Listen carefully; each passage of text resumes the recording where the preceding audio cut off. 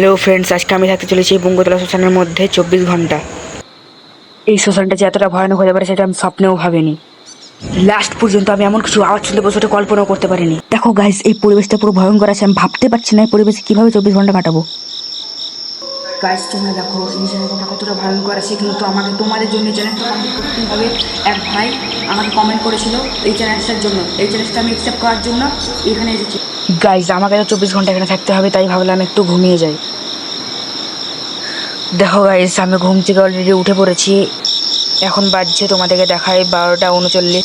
এইবার তোমাদেরকে দেখাবো রাত্রেবেলা শ্মশানের ভিউ কেমন হয়। তোমরা দেখো গাইস, এখন বাজছে 12টা 44। তোমরা চাইলে আমাকে এর থেকেও অনেক বড় কিছু চ্যালেঞ্জ করতে পারো। দেখো গাইস, আমার সামনেই ছিল দুটো কবর, সেখান থেকেই আমি এই সমস্ত আওয়াজগুলো শুনতে পেয়েছিলাম।